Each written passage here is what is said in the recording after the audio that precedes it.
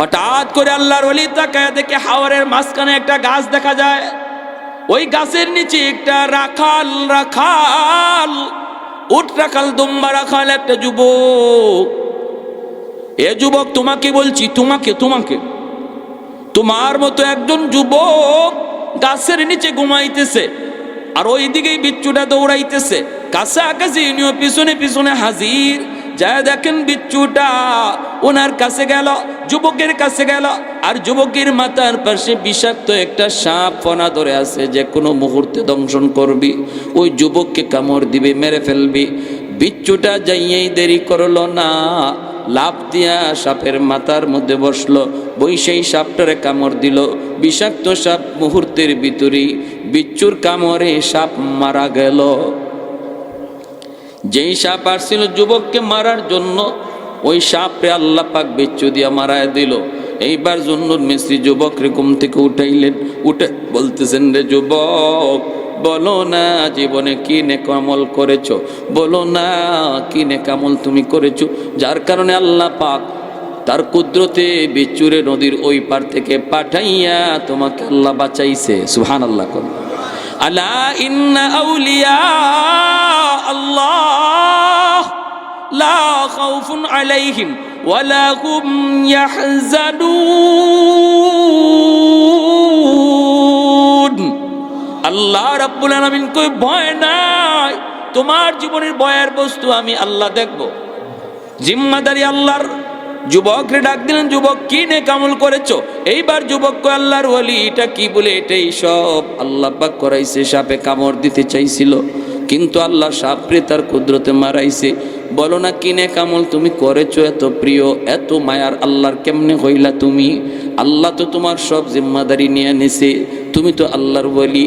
যুবক চোখের পানি সাইরা কান্দে আর কয়, আল্লাহর ওলি, আমি জানি না আমি আল্লাহর ওলি কিনা, তবে আমি যেখানেই থাকি না কেন কোনো অবস্থাতেই নামাজ সারি না। রাখালি করি আমি, রাখালি নামাজে রক্ত খায়া গেছে, জঙ্গলের ভিতরে নামাজে দাঁড়ায় যায়, হাওরে থাকলে হাওরে নামাজে দাঁড়ায়। আর যখনই আমি ঘর থেকে বের হয়েছি, তখনই আল্লাহর নাম ঘর থেকে বের হয়েছি। বিসমিল্লাহি তাওয়াক্কালতু আলাল্লাহ লা হাওলা ওয়ালা কুওয়াতা ইল্লা বিল্লাহিল আলিয়্যিল আযীম। ঘুমানোর আগে বলেছি, মালিক আমি একটু ঘুমাবো, কিন্তু কোন ভরসায় ঘুমাই? এখানে কেউ নাই, আপন বলতে কেউ নাই। আমার যদি কোনো ক্ষতি হয়ে যায়, আল্লাহ বাঁচাইব কে? তুমি তো শুধু বাঁচানোর মালিক। আল্লাহ তুমি আমাকে একটু বাঁচাইও, আল্লাহ বিপদ থেকে উদ্ধার কইরো, আমি ক্লান্ত, আমি একটু ঘুমাবো। এই বইলে আমি ঘুমাইছি, আর আল্লাহ পাক রব্বুল আলামিন তার কুদরতে আমাকে বাঁচাইছে। অতএব বলুন ভাইরা বন্ধুরা, তাওয়াক্কুল করব কার উপর? বড় পীর আব্দুল কাদের জিলানী রহমতুল্লাহ আলাইহি জমানায় এক হিন্দু সাধক, হে বাতাসে উড়াল মারছে, হিন্দু সাধক। আমাদের দেশের কিছু মানুষ হইলে কইল না, বাবা তুমি ওই দয়াল বাবা না, বাতাসে উড়াল মারছে। এখন হুজুরের মরিদান গিয়া কয়, হুজুর এ হিন্দু ইয়া বাতাসে উড়াল মারছে। তখন হুজুরে কয়, এটা সাধনার দ্বারা যে কেউ পারে, সাধনার দ্বারা একজন অমুসলিমও অসম্ভবকে সম্ভব কাজ করতে পারে। সাধনা এটা আল্লাহর পক্ষ থেকে না, কিন্তু আল্লাহর পক্ষ থেকে ওলিদের বিলায়ত, ওলিদের কারামত, এটা এদের সাধনার দ্বারা যে যোগ্যতা অর্জন হয়, এর চেয়ে অনেক পাওয়ারফুল। এই বইলেই আব্দুল কাদের জিলানী রহমতুল্লাহ গেলে পায়ের জুতা ছেড়ে দিয়েছেন, আর জুতারে বলছেন, তুই যা গে এর জুতাতে ফিটাইয়া আসমান থেকে নামা। হে আকাশে উঠতেছে, আর বড় পীরের জুতায় গিয়ে ফিটাইতেছে। ফিটাইয়া কয়, লাম লাম, কয়ে জুতা ফিটাইয়া জমিত নামাইছে। তাহলে বোঝা গেল, এরকম কোনো অসম্ভব কিছু দেখলেই আমরা আল্লাহর ওলি মনে কইরা আর দয়াল বাবা, কিবলা বাবা কইরা দৌড় দেওয়ার কোনো অর্থ নাই। যদি আমরা আল্লাহর আয়াতের অর্থ বুঝে থাকি, সহজ অর্থ, সরল অর্থ, আলা ইন্না আউলিয়া আল্লাহি لا خوف عليهم ولا هم يحزنون আল্লাযীনা আমানু ওয়া কানু ইয়াত্তাকুন। ভাইরা বন্ধুরা জন্য বলতেছিলাম, মনে রাখবেন ভাইরে, 4 দল মানুষের জন্য আল্লাহর ওলি হওয়া বেশি সহজ, খুব বেশি সহজ। 4 দল মানুষের জন্য আল্লাহর ওলি হওয়া। এক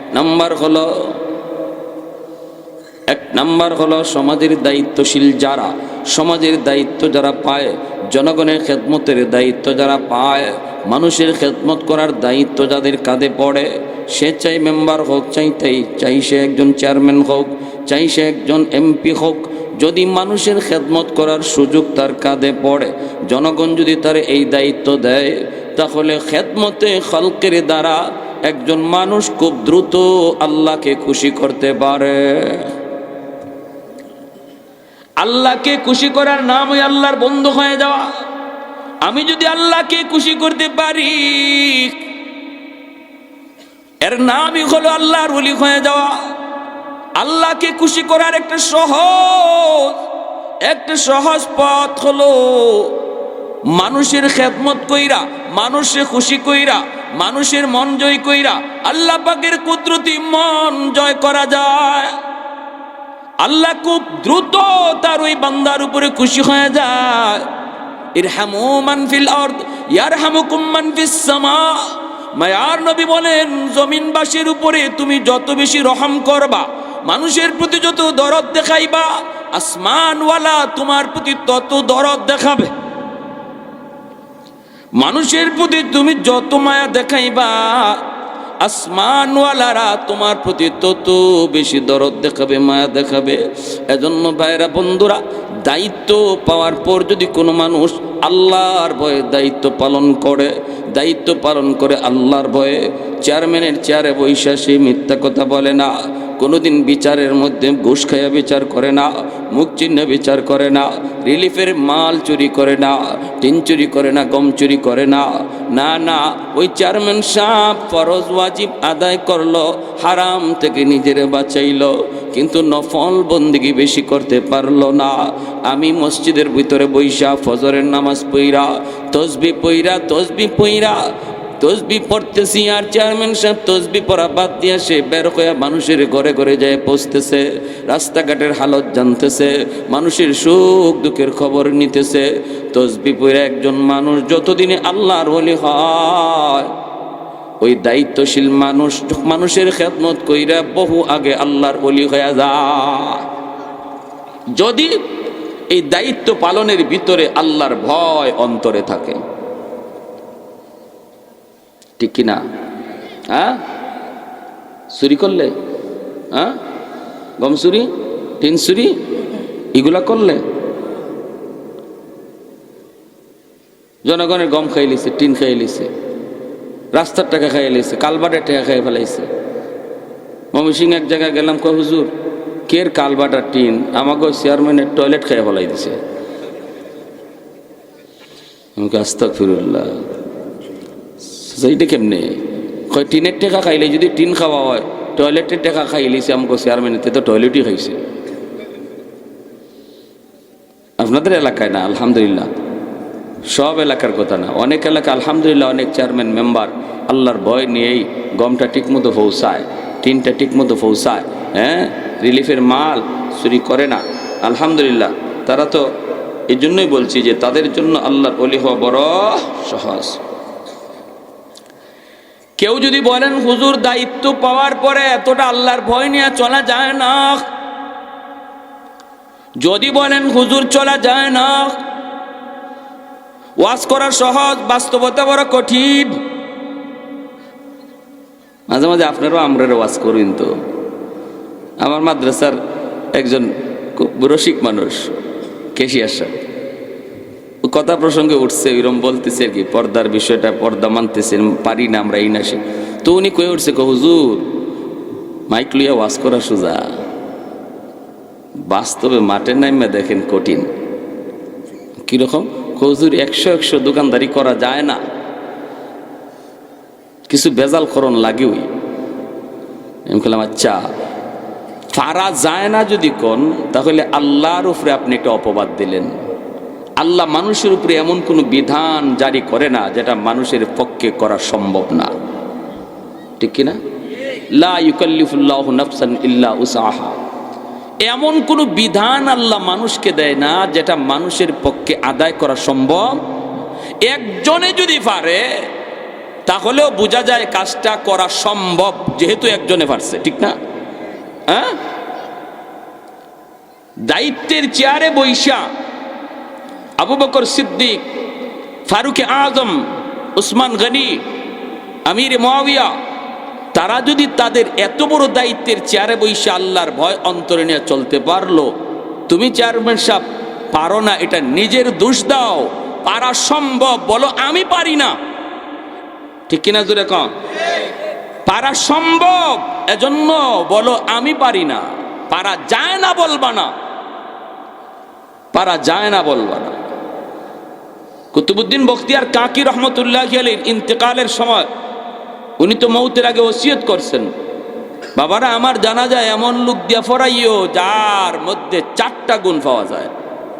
1 নাম্বার, জীবনে সে কোনোদিন আসরের 4 রাকাত সুন্নত নামাজ কাজা করে নাই, জীবনে সে কোনোদিন জামাত তরক করে নাই। 3 নাম্বার, জীবনে সে কোনোদিন তাহাজ্জুদ ফৌত করে নাই। 4 নাম্বার, জীবনে কোনোদিন বেগানা নারীর দিকে নজর দেয় নাই। সুবহানাল্লাহ কইলেন না? দেখেও বোঝা যায় আপনাদের এই এলাকায় এই 4 গুণের বহু মানুষ আছেন। এখানে 1টা গুণের লোক আছেন নি, এরকম 1টা, 4টা লাগবে না যে হুজুর আমার কাছে 1টা আছে, এমন কি আছেন কেউ যে জীবনে আসরের 4 রাকাত সুন্নত, ফরজ না 4 রাকাত সুন্নত, আসরের 4 রাকাত সুন্নতের অনেক দাম। মায়ের নবী বলেন যে লোক আসরের 4 রাকাত সুন্নত নামাজ পড়ে তার উপরে আল্লাহর রহমত বৃষ্টির মতো নাজিল হয়, আল্লাহর রহমত বৃষ্টির মতো নাজিল হয়। আসরের 4 রাকাত সুন্নতের এত গুরুত্ব, যদিও সুন্নতে মুআক্কাদা না, গায়রে মুআক্কাদা, সুন্নতে জায়েদা, পড়লে সওয়াব না পড়লে গুনাহ নাই। এজন্যই আমরা আসরের 4 রাকাত পড়ি না, সুন্নত ম্যাক্সিমাম পড়ি না। কেন? কারণ না পড়লে গুনাহ নাই, আর জোরেরটা পড়ি না পড়লে গুনাহ আছে। তিনি শর্ত লাগাইছেন জোহরের 4 রাকাত না, যেটা সুন্নতে মুআক্কাদা পড়া লাগবে, না পড়লে গুনাহ, এটা না। আসরের 4 রাকাত সুন্নত, যেটা না পড়লে কোনো গুনাহ নাই, কিন্তু পড়লে অধিক সওয়াব, অনেক সওয়াব, রহমত বৃষ্টির মতো নাজিল হয়। এই সুন্নতটা যার জীবনে কোনোদিন ছুটে নাই, আছেন এমন কেউ? 2 নাম্বার, জামাত যার জীবনে কোনোদিন তরক হয় নাই। কইবেন হুজুর জামাত তো বাদ, গড়েই তো নামাজ পড়ি না, ঠিক না? আর আপনি কোন সুন্নত ফরজেরই তো খবর নাই। তাহাজ্জুদ যার জীবনে ফৌত হয় নাই, এরা তো মাশাআল্লাহ এমন 2-1 জন বাইরে বহেরে যদি জিগান তাহাজ্জুদের টাইম কোনটা কইতো, কইব জোরে পড়ে, এটার খবর নাই। 4 নাম্বার, জীবনে কোনোদিন নারীর দিকে নজর পড়ে নাই। বেগানা নারীর দিকে নজর হঠাৎ করে পড়াটা দোষ না, নজর আটকায় রাখা, জমায়া রাখাটা দোষ। নজর পড়ে গেছে, নবী বলেন মা মিন মুসলিমিন ইয়ানজুরু ইলা মাহাসিনি ইমরাতিন আউওয়ালা মাররা সুম্মা ইয়াগুদ্দু বাসারা ইল্লা আহদাসাল্লাহু লাহু ইবাদাতান ইয়াজিদু হালাওয়াতাহা।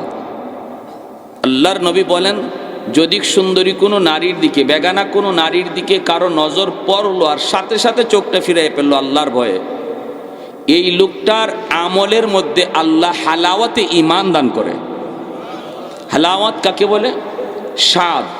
মিষ্টি খাওয়ার পরে আমরা মুখের মধ্যে, যেমন মিষ্টি খাওয়ার পরেও মুখে একটু মজা লাগেনি না লাগে না, মিষ্টি খাওয়া শেষ এরপরেও মুখে মজা রয়ে গেছে, ঠিক তেমনি যে মানুষটা তার নজরের হেফাজত করবে, বেগানা নারীর দিকে চোখ ফিরায় রাখবে, পড়লেও সাথে সাথে ফিরাইলেছে, জমাইছে না, আল্লাহ তার নামাজের মধ্যে মিষ্টি খাওয়ার মতো স্বাদ দিয়ে দিবে, কোরআন তেলাওয়াতের মধ্যে মিষ্টি খাওয়ার মতো স্বাদ দিয়ে দিবে, জিকিরের মধ্যে মিষ্টি খাওয়ার মতো স্বাদ আল্লাহ দান করবে।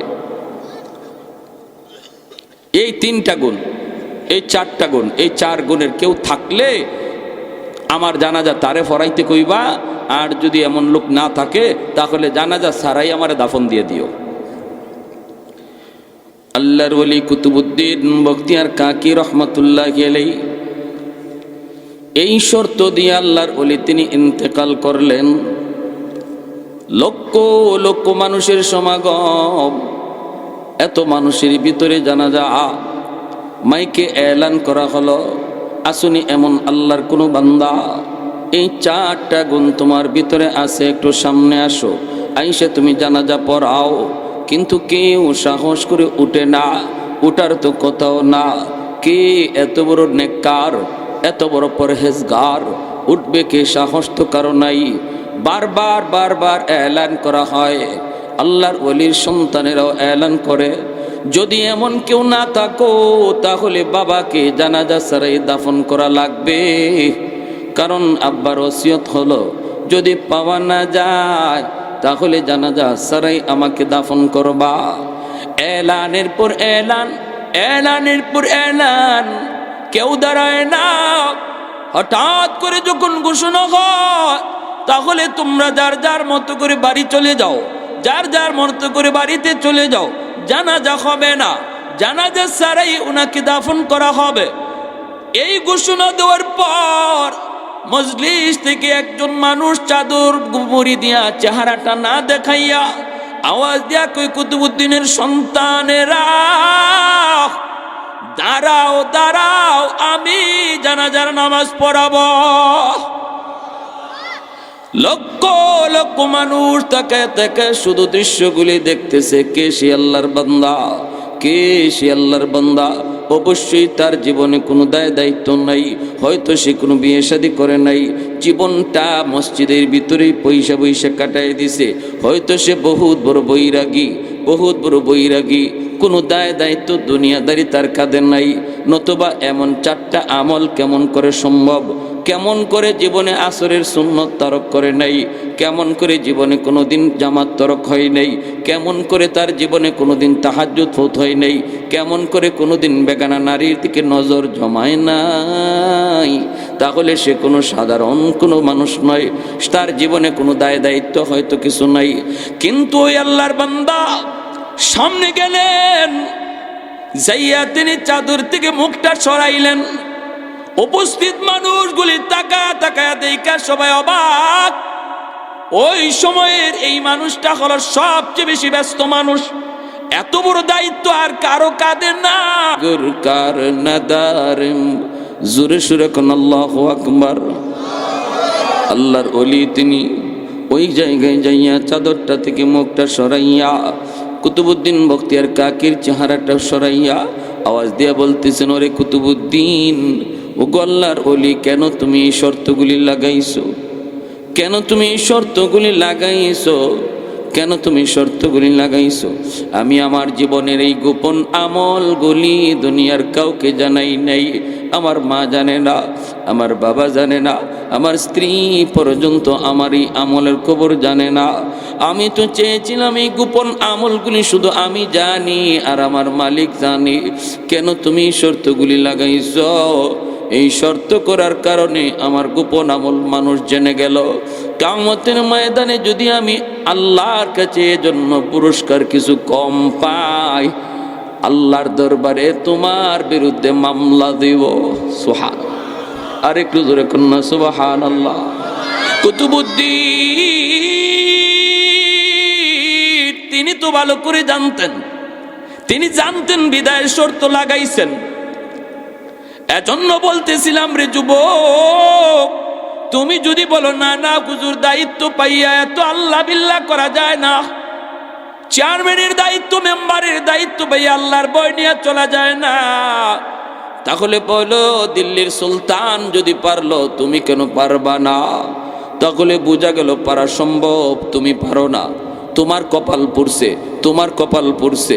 এজন্য দায়িত্ব পাওয়ার পর যেই মানুষটা দায়িত্ব আল্লাহর ভয়ে পালন করবে, ছোট হোক বড় হোক, মসজিদের দায়িত্ব হোক, মাদ্রাসার দায়িত্ব হোক, যে কোনো প্রতিষ্ঠানের দায়িত্ব হোক, সে দায়িত্ব ছোট হোক বড় হোক, যদি দায়িত্ব ঠিকমতো পালন করে আল্লাহর ভয়ে, কখনো আমানতে খেয়ানত করে না, আমানতে খেয়ানত করে না, রব্বুল আলামিন আল্লাহ পাক রব্বুল আলামিন তার উপরে খুশি হয়।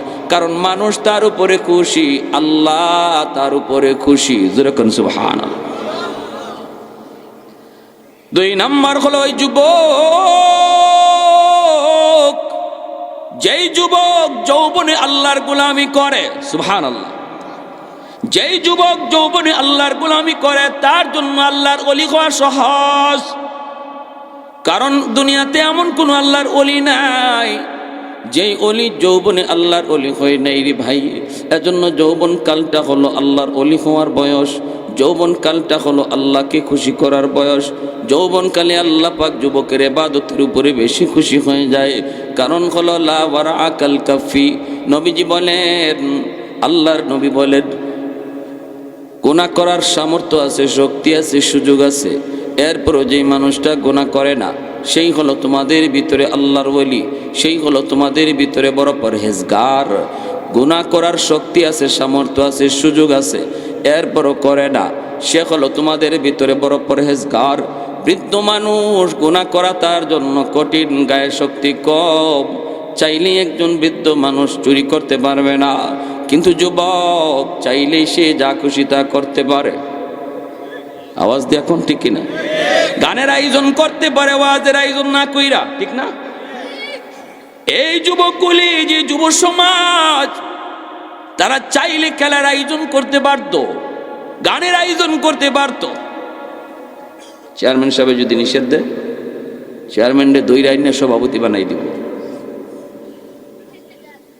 হ্যাঁ, ক্ষমতা তারা, যুব সমাজ এক যদি হয়ে যায়, এলাকার মেম্বার সবে মুরব্বী কেউ যদি বাধা দেয়, বেটা গান করাইস না, রাত্রে গিয়া গড় হামাইয়া কইব পিস্তল দইরা, কালকের গানে অনুষ্ঠানের সভাপতি তুমি। তো ইজ্জত কমলো না বাড়লো না? কমলো পারে তারা, কিন্তু এতটুকু করলো না জালালাবাদ যুব সমাজ,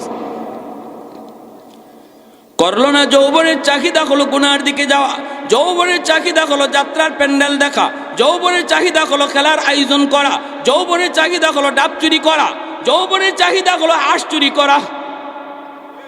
বন্ধু চোখের সামনে জিনা ব্যভিচারে লিপ্ত, বন্ধু চোখের সামনে ভালোবাসা দিবস পালন করে, কিন্তু যে যুবক যৌবনে পাগলামি করে না, যৌবনে তার চায় কিন্তু সে পাগলামি করে না, যৌবনকে কন্ট্রোল করে, পাগলা গুড়ার লাগাম টেনে ধরছে। যৌবনে তারে মসজিদে দেখা যায়, যৌবনে তারে ওয়াজ মাহফিল করাইতে দেখা যায়, যৌবনে তারে বাপ্পার সেবা করতে দেখা যায়, যৌবনে মুরব্বীদের শ্রদ্ধা করতে দেখা যায়, যৌবনে উলামায়ে কেরামকে তাজিম করতে দেখা যায়, যৌবনে তার মাথায় টুপি পাওয়া যায়, যৌবনে তার মুখে দাড়ি দেখা যায়। আল্লাহ নবী রহমতের নবী বলেন, ওই যুবক যৌবনেই আল্লাহর ওলি হইয়া যায়। লাউলা মাশাইখু রুক্কা ওয়াশ-শাবাবু খুশশা ওয়াল আতফালু রুদ্দা ওয়াল আনআমু রুদ্দা লাজআলতুস সামাআ হাদিদা ওয়াল আরদা খাফসাফা ওয়াত তুরাবা রামাদা ওয়ামা আনজালতু মিনাস সামাই কাতরা ওয়ামা আম্বাততু মিনাল আরদি নাবাতা বাল আনজালতু আলাইকুমুল আযাবা সাব্বা। আল্লাহ পাক রব্বুল আলামিন বলে, প্রতিদিন জমিন আল্লাহকে ডাক দিয়া কয়, ও মালিক, আর কত আমি গুনাহ দেখবো, আর সহ্য হয় না।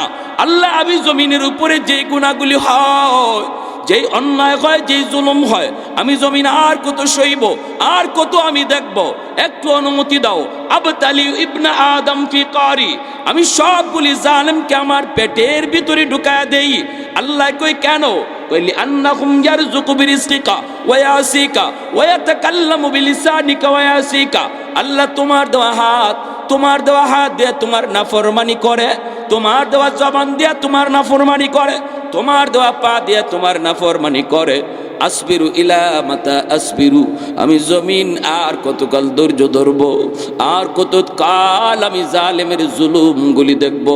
ও মালিক, আমি আর কত জালেমের জুলুম দেখব, আমি আর কত জালেমের জুলুম সইব, অনুমতি দাও, অনুমতি দাও। আল্লাহ কইরে, জমিন থাম থাম, এখনো জমিনের মধ্যে এমন কিছু বান্দা বান্দি আছে যারা আমি আল্লাহকে আল্লাহ কইয়া ডাক দেয়। এখনো জমিনের ভিতরে এমন কিছু আমার বান্দা বান্দি রয়েছে, এই মানুষগুলির তোমরা ধ্বংস করে দিতে চাও, কিন্তু জানো না ওই মানুষকে আমি আল্লাহ কত আদর করে বানাইছি। জোরে কোন সুবহানাল্লাহ। আসমান আল্লাহ বানাইছেন কুন ফায়াকুন বইলা, জমিন আল্লাহ বানাইছেন কুন ফায়াকুন বইলা, ফেরেশতা আল্লাহ বানাইছেন কুন ফায়াকুন বইলা, কিন্তু আমারে আপনারে আল্লাহ পাক কুন ফায়াকুন বইলা বানায় নাই। আমাকে আপনাকে যখন আল্লাহ বানাইছে খালাকতু বিয়াদাইয়া, আল্লাহ বলে বান্দা আমার হাত দিয়া তোরে বানাইছি, কারণ এই তোর চেহারার মধ্যে এত দামি কপাল, ওই কপাল দিয়া বান্দা আমার কুদরতি কদমে সেজদা দিবে। অতএব এই কপাল ফেরেশতাদের হাতে বানাইলে হয় না, এই কপাল কুন ফায়াকুন বললে হয় না, এই কপাল কারো হাতে বানাইলে হয় না, আমি আল্লাহ নিজের হাতে বানাইছি।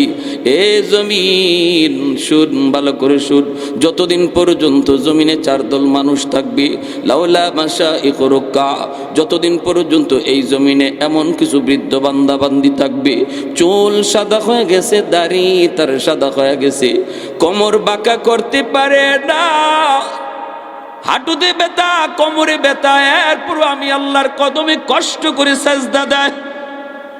আমার ওই বান্দা বান্দি গুলার সেজদার দিকে তাকাইলে এই গুনাহগার জমিনের প্রতি আমি আল্লাহর মায়া লেগে যায়। ওয়াশবাবু খুশা, 2 নম্বর আল্লাহ পাক বলেন এখনো জমিনের মধ্যে এমন কিছু যুবক রয়েছে যেই যুবক যৌবনের পাগলামি করে না, ওই যুবক চুরি ডাকাতিতে যায় না, না না সে নারিকেল চুরি করে না, বন্ধু তারে ডাকি হারাম পথে যাওয়ার জন্য, এরপরও যায় না। যুবক তার যৌবনটারে আমি আল্লাহর জন্য অক্ফ করে দেয়, যৌবনে সে আমার কদমে সেজদা দেয়। আমি আল্লাহ যখন তার ক্ষুধাবীতি অন্তরে দেখি, এই জমিনের প্রতি আমার মায়া লেগে যায়। আল্লাহ পাক কয়ার পরে জানুনি, এই জমিনের মধ্যে কিছু গরু ছাগল হাঁস মুরগি রয়েছে, ওদের কোনো দোষ নাই, ওদের কোনো দোষ নাই। ওই জালেমগুলির কারণে যদি আমি জমিনে গজব দেই, হাঁস মুরগি গরু ছাগলগুলি গজবের শিকার হয়ে যায়, অথচ ওদের কোনো অন্যায় নাই, এদের উপরে কোনো আমার বিধি বিধান নাই, এদের উপরে কোনো শরীয়তের বিধান নাই, নামাজ রোজা হজ যাকাত নাই। ওই হাঁস মুরগিগুলি যখন গজবের শিকার হয়ে চেউ চেউ করে কান্না করে, তখন এই জমিনের প্রতি আমি আল্লাহর মায়া লেগে যায়। 4 নম্বরে আল্লাহ বলেন ওয়াল আতফালু রুদ্দা, এই জমিনের ভিতরে প্রতিটা ঘরে ঘরে কিছু শিশু বাচ্চা আছে, ওই বাচ্চাগুলির কোনো অন্যায় নেই, কোনো অপরাধ নাই, এই বাচ্চাগুলির উপরে শরীয়তের কোনো বিধান এখনো চালু হয় নাই, তার উপরে নামাজ নাই, রোজা নাই, তার বাবা তার মা জালেম, বাবার গুনার কারণে জমিনে গজব আসতে চায়, কিন্তু এই গজবের শিকার তো বাচ্চাটাও হয়ে যায়। ওই বাচ্চাটা যখন কান্না করে আমি আল্লাহর তখন জমিনের প্রতি মায়া লেগে যায়।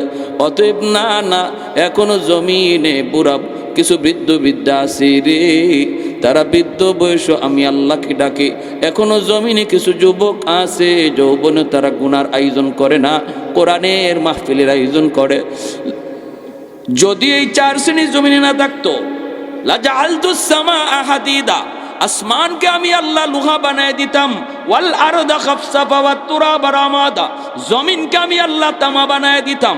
যদি এখনো ওই যুবকগুলি জমিনে না থাকতো, এখনো যদি জমিনের মধ্যে ওই বৃদ্ধ বান্দা বান্দিগুলি না থাকতো, তাহলে আমি আল্লাহ কি করতাম জানোনি? ওই জমিনটারে আমি তামা বানায় দিতাম, আসমানটারে আমি আল্লাহ লোহা বানায় দিতাম। ওয়ামা আনজালতু মিনাস সামাই কাতরা, 1 ফুটা রহমতের বৃষ্টি আমি জমিনে নাজিল হতে দিতাম না। ওয়ামা আম্বাতু মিনাল আরদি নাবাতা, একটা শস্যের দানাও আমি জমিন থেকে উৎপন্ন হতে দিতাম না।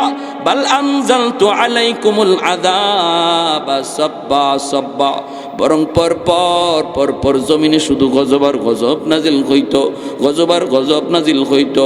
বাংলার মুসলমান এখনো উলামা একরামকে তাজিম করে, এখনো মাদ্রাসাকে কদর করে, এখনো ওয়াজ মাহফিলের আয়োজন করে, এখনো লক্ষ লক্ষ কোরআনের হাফেজ ফজরের আগেই কোরআন তেলাওয়াতে মগ্ন থাকে। তুরস্কে 7.9 মাত্রার ভূমিকম্পে গোটা তুরস্ক ধ্বংসস্তূপে পরিণত হয়ে গেল। সিরিয়াতে এখনো মানুষ খুঁজে বের করে। এরে যুবক, একটু দিলটা নরম করে কথাগুলি শোনো। জানুনি চোখের সামনেই তো তুরস্কের হালত দেখতেছ, সিরিয়ার হালত তুমি দেখতেছ, অথচ বাংলাদেশে এই মাত্রার ভূমিকম্প কয়েক বছর আগে ফজরের আগে হয়েছে। ওই একই মাত্রার ভূমিকম্প তুরস্কে হলো, ধ্বংসস্তূপ হয়ে গেল, ধ্বংসস্তূপ, লক্ষ লক্ষ মানুষ আহত নিহত হলো। বাংলাদেশে কেন এতটা ক্ষতি হয় নাই? একটাই কারণ বাংলার তখন আমি আর তুমি ঘুমাইছিলাম, কিন্তু টেকনাফ থেকে তেতুলিয়া পর্যন্ত লক্ষ লক্ষ মাদ্রাসার লক্ষ লক্ষ কোরআনের হাফেজ তারা কোরআন তেলাওয়াতে মগ্ন ছিল। আমি আর তুমি যখন ঘুমে, তখন মাদ্রাসার ছাত্ররা কোরআন পড়ে।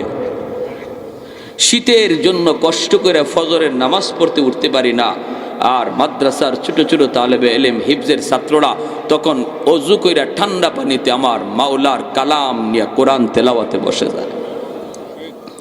এই আওয়াজটা আল্লাহ পাক রব্বুল আলামিন শুনেনি না শুনে না? এই দৃশ্য আল্লাহ দেখেনি না দেখে না? শুধু এজন্য আল্লাহ পাক রব্বুল আলামিন বাংলার জমিনকে আল্লাহ পাক হেফাজত করেছে। এরে যুবক, এজন্য বলতেছি একটু মনোযোগ দিয়ে কথাগুলি শোনো। যৌবন কালটা হলো আল্লাহর ওলি হওয়ার বয়স। যৌবন কালটাতে তুমি নিজের গুনাহ থেকে যত বাঁচাইবা তত আল্লাহর ওলি হয়ে যাইবা। এ যুবক, আজ যৌবন কালটারে তুমি গুরুত্ব দিচ্ছ না, মনে করতেছো বৃদ্ধ বয়সে নামাজ ধরবো, আর একটু বয়স হোক তারপরে রোজাগুলি রাখবো। আসতেছে সামনে রমজান মাস, এই যে রজব চলতেছে, তারপরে শাবান, তারপরে রমজান। এ যুবক, এখনো হয়তো তুমি রোজা রাখার পাক্কা ইরাদা করো নাই, কিন্তু তুমি কি জানো না, আজ এমন একটা যুগ চলতেছে যেই যুগে মানুষের গড় আয়ু 60-70 বছর পায় না, চরম 40-50-এর ভিতরে মানুষ চলে যাইতেছে। এক সময় বাজারে গেলে পরে সাদা দাড়ি সাদা চুল অনেক মানুষ, মুরব্বী মানুষ বাজারে দেখা যাইতো, রাস্তাঘাটে মুরব্বী দেখা যাইতো। আস্তে আস্তে মুরব্বী শূন্য হয়ে যাচ্ছে, মানুষ মুরব্বী হওয়ার বয়স পায় না। যৌবনেই কবরে চলে যেতে হয়। যৌবন কালেই চোখের সামনে তাকায় দেখো, খেলার সাথে কবরে চলে গেল, লেখাপড়ার সাথে তোমার কবরে চলে গেল। একটু তাকায় দেখো না, আজ নয় কাল তোমার কানে মৃত্যু সংবাদ। বন্ধু স্ট্রোক করে মারা গেল, অ্যাক্সিডেন্ট করে মারা গেল।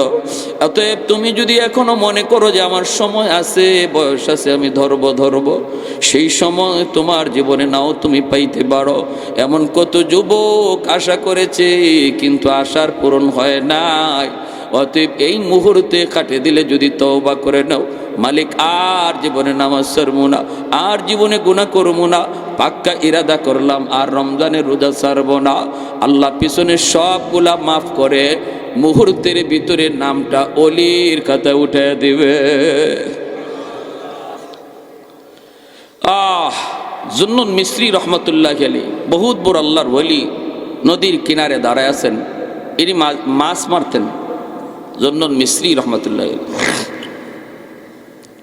হঠাৎ দেখেন একটা বিচ্ছু নদীর পাড়ে দাঁড়ায় রয়েছে। এখন তিনি চিন্তায় পড়ছেন, বিচ্ছুটা নদীর পাড়ে দাঁড়ানো, আর একটা কচ্ছপ পানির নিচ থেকে উপরে উইটা বাসতে বাসতে বিচ্ছুটার কাছে আসছে, আর বিচ্ছুটা লাফ দিয়া কচ্ছপের পিঠে বসছে, আর কচ্ছপটা খেয়া হইয়া বিচ্ছুটারে নদীর ইপার থেকে ওই পার করে দিছে। সুবহানাল্লাহ, জোরে কম। এটা আল্লাহ পারেনি না পারে না? শাহজালাল মুজররদ ইয়ামুনি কেমনে পার হইছেন? সুরমা নদী যায় নামাজে বৈশা, ঠিক না? আল্লাহর ওলি জুন্নুন মিসরি রহমাতুল্লাহি আলাইহি তিনি দেখা বলে, মালিক, ও মালিক, তুমি তো সব পারো, কিন্তু আমার একটু দেখতে মন চায় এই বিচ্ছুটা কই যায়, কোন দিকে যায়, কেন তুমি এইভাবে বিচ্ছুরে পার করাইছো? আল্লাহ, একটু দেখতে মন চায়, আমাকেও তুমি নদী পার করায় দাও। আল্লাহ পাক তার ওলির অন্তরের ভিতরে ইলহাম করলেন, গোলাম, জায়নামাজ, হাতের জায়নামাজ পানির উপরে বিছাও, জায়নামাজে বসে যাও, আমি আল্লাহ নদী পার করায় দিব। জুন্নুন মিসরি তিনি জায়নামাজে বৈশা নদী পার হয়ে গেলেন। ওলিদের কারামত, কারামতুল আউলিয়া ই হাক্কুন, ওলিদের কারামত বেশক সঠিক, কোনো সন্দেহ আছে? আছে আছে কিছু বাংলাদেশের বাইরে কিছু আলট্রা মডার্ন এই ধরনের কোনো ওয়াজ মাহফিল কথা বললি কয় গাঞ্জাগুরি কথা কয়, নাউজুবিল্লাহ, জোরে কই ফেছে? কোরআনও নাই, হাদিসও নাই, কই ফেছে? এগুলা কি সম্ভব? আরে আহমকের আহমক, তুই তো নিজেই বুঝোস না। এগুলা তো ওলির নিজের ক্ষমতা না, আল্লাহ করায়। আল্লাহ যদি করায় তাহলে সব অসম্ভব সম্ভব হয়ে যায়। আল্লাহর কাছে কোনো জিনিসই অসম্ভব নাই। সহি হাদিস বুকে বগলের তলে লইয়া লইয়া আপনারা আইয়া বিভিন্ন কথা কইব। সাবধান, এরা ইসলামের বহুত বড় ডাকাত, ইমানের ডাকাত, এদের থেকে সাবধান থাকতে হবে, ঠিক কিনা? সহি হাদিসের স্লোগান দিয়া দিয়া ভিতরে মধুর জায়গায় বিষ ঢুকাই রাখছে, উপরে লাগাইছে মধু লেবেল, আর বোতলের ভিতরে বিষ, বোতলের ভিতরে বিষ, লেবেল হইল মধুর। শাহজালাল মজুরুদ্দিন এমনই ফার হইছেন সুরমা নদী যায় নামাজে বৈশা।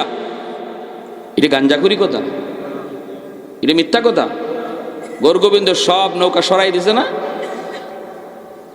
যেমন ইতিহাসে আছে তেমন একদম সনদ সহি সনদে বর্ণিত আছে। যিনি দেখছেন উনি কার থেকে শুনছেন, উনি কার থেকে শুনছেন, উনি কার থেকে শুনছেন, বিশ্বস্ত লোকের কাছ থেকেও একদম যে লোক নিজের চোখে দেখছেন তার পর্যন্ত রাওয়ায়াত সহি। সুলাইমান আলাইহিস সালামের সিংহাসনটা লই আইলো একজনে, কেমনে মাটির নিচ দিয়া। বিলকিস রানী আইবার আগে আগে সুলাইমান আলাইহিস সালাম কয় তার সিংহাসন আমার কাছে আনতে পারবা কে? ইফরিতে কয় আমি চোখ বন্ধ করবেন আপনি আর লই আইমো। সুলাইমান আলাইহিস সালামকে আরো তাড়াতাড়ি কেডা পারবা। এমনি মানুষ নামের একজন ওনার দরবারে থাকতো যিনি ইসমে আজম জানতো। মানুষ মানুষ জিন্না, ইনি কয় আমি আরো তাড়াতাড়ি পারবো। বলে কেমনে? কয় আপনি খালি চোখটা মুছবেন আর চোখ খুলবেন, এর ভিতরেই দেখবেন সিংহাসন হাজির। আর ইফরিতে কইছিল বিলকিস রানী আইবার আগে আগে আমি সিংহাসন হাজির করব। উনি কয় না আরো তাড়াতাড়ি। তখন কয় ঠিক আছে চোখ খুলবেন আর আনবো।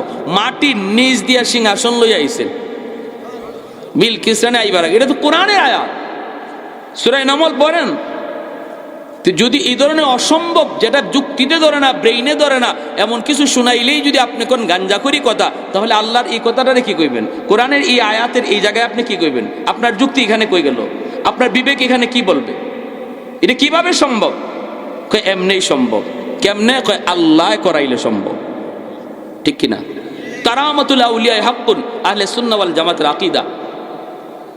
জুন্নুন মিসরি রহমাতুল্লাহি আলাইহি উনি কয় ঠিক আছে। উনি পার হয়ে গেছে, পার হইয়া ওই বিচ্ছুটার পিছনে পিছনে দৌড়াইতেছে, বিচ্ছুটা কই যায় দেখার জন্য। হঠাৎ করে আল্লাহর ওলি তাকায় দেখে হাওরের মাঝখানে একটা গাছ দেখা যায়। ওই গাছের নিচে একটা রাখাল, উট রাখাল, দুম্বা রাখাল, একটা যুবক। এ যুবক তোমাকে বলছি, তোমাকে তোমার মতো একজন যুবক গাছের নিচে ঘুমাইতেছে, আর ওই দিকেই বিচ্ছুটা দৌড়াইতেছে। কাছাকাছি ইনিও পিছনে পিছনে হাজির। যা দেখেন বিচ্ছুটা ওনার কাছে গেল, যুবকের কাছে গেল, আর যুবকের মাথার পাশে বিষাক্ত একটা সাপ ফনা ধরে আছে, যে কোনো মুহূর্তে দংশন করবি, ওই যুবককে কামড় দিবে, মেরে ফেলবি। বিচ্ছুটা যাইয়েই দেরি করলো না, লাফ দিয়া সাপের মাথার মধ্যে বসলো, বৈশাই সাপটারে কামড় দিল। বিষাক্ত সাপ মুহূর্তের ভিতরেই বিচ্ছুর কামড়ে সাপ মারা গেল। যেই সাপ আসছিল যুবককে মারার জন্য, ওই সাপরে আল্লাহ পাক বিচ্ছু দিয়া মারায় দিল। এইবার জুন্নুন মিসরি যুবকরে ঘুম থেকে উঠাইলেন, উঠে বলতেছেন রে যুবক, বলো না জীবনে কি নেকামল করেছো, বলো না কি নেকামল তুমি করেছো, যার কারণে আল্লাহ পাক তার কুদরতে বিচ্ছুরে নদীর ওই পার থেকে পাঠাইয়া তোমাকে আল্লাহ বাঁচাইছে। সুবহানাল্লাহ। আলা ইন্না আউলিয়া আল্লাহ লা খাউফুন আলাইহিম ওয়ালা হুম ইয়াহজানুন। আল্লাহ রাব্বুল আলামিন কই ভয় নাই, তোমার জীবনের ভয়ের বস্তু আমি আল্লাহ দেখব। জিম্মাদারি আল্লাহর। যুবকরে ডাক দিলেন, যুবক কি নেকামল করেছো? এইবার যুবক কয় আল্লাহর ওলি, এটা কি বলে? এটাই সব আল্লাহ পাক করাইছে। সাপে কামড় দিতে চাইছিল, কিন্তু আল্লাহ সাপরে তার কুদরতে মারাইছে। বলো না কি নেকামল তুমি করেছো? এত প্রিয়, এত মায়ার আল্লাহর কেমনে হইলা তুমি? আল্লাহ তো তোমার সব জিম্মাদারি নিয়ে নিছে, তুমি তো আল্লাহর ওলি। যুবক চোখের পানি সাইরা কান্দে আর কয়, আল্লাহর ওলি, আমি জানি না আমি আল্লাহর ওলি কিনা, তবে আমি যেখানেই থাকি না কেন কোনো অবস্থাতেই নামাজ সারি না। রাখালি করি আমি, রাখালি নামাজে রক্ত খায়া গেছে, জঙ্গলের ভিতরে নামাজে দাঁড়ায় যায়। হাওরে থাকলে হাওরে নামাজে দাঁড়ায়, আর যখনই আমি ঘর থেকে বের হয়েছি তখনই আল্লাহর নাম লইয়া ঘর থেকে বের হয়েছি। বিসমিল্লাহি তাওয়াক্কালতু আলাল্লাহ লা হাওলা ওয়ালা কুওয়াতা ইল্লা বিল্লাহিল আলিয়্যিল আযীম। ঘুমানোর আগে বলেছি, মালিক আমি একটু ঘুমাবো, কিন্তু কোন ভরসায় ঘুমাই? এখানে কেউ নাই, আপন বলতে কেউ নাই। আমার যদি কোনো ক্ষতি হয়ে যায় আল্লাহ বাঁচাইব কে? তুমি তো শুধু বাঁচানোর মালিক। আল্লাহ তুমি আমাকে একটু বাঁচাইও, আল্লাহ বিপদ থেকে উদ্ধার কইরু। আমি ক্লান্ত, আমি একটু ঘুমাবো।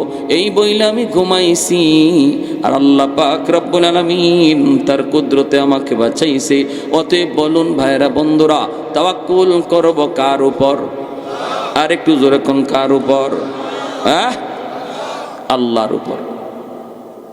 আমার ভাইরা, এজন্য লম্বা কথা নয়, যে কথা বলতেছিলাম, আমি যদি আমার এই দুইটা গুণ, একটা গুণ আল্লাহ আমাকে দয়া করে দিয়ে দিছেন, 50 নাম্বার আমরা পাইয়া গেছি ওলি হওয়ার, আর 50 কামাই করতাম। এটা হইল আল্লাহর ভয়। আসতেছে রমজান মাস, রজব মাস চলে, মায়ার নবী দোয়া করছেন, আল্লাহুম্মা বারিক লানা, সবাই পড়েন আল্লাহুম্মা বারিক লানা ফি রাজাবা ওয়া শাবান ওয়া বাল্লিগনা রমাদান। আল্লাহ রজব শাবানে বরকত দাও, আল্লাহ রমজান পর্যন্ত হায়াত বাড়াও। আগামী রমজান মাসে আল্লাহ যেন আমাদের হায়াত বাড়ায়, আর রমজান মাসে পুরা 30টা রোজার হক সহকারে রাখবার কার কার নিয়ত পাক্কা ইরাদা আছে? একটু হাত উঠে আল্লাহকে দেখাও। আল্লাহ তুমি আমাদের প্রতিটা হাতকে কবুল করো, রমজান পর্যন্ত হায়াত আমাদের বাড়ায় দাও। আল্লাহ সুস্থতার সাথে রোজার হক সহকারে আদায় করার তৌফিক দাও। সবাই বলে আমিন। ওয়া আখির দাওয়ানা আনিল হামদুলিল্লাহি রাব্বিল আলামিন।